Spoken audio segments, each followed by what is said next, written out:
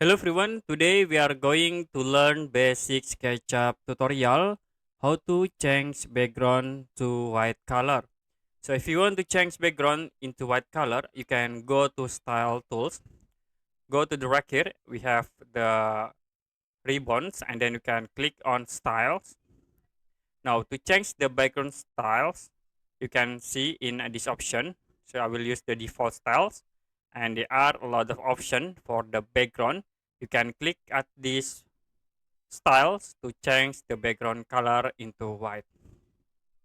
The other option you also can go to edit menu and the next you can go into the background settings and in here you can change the background color.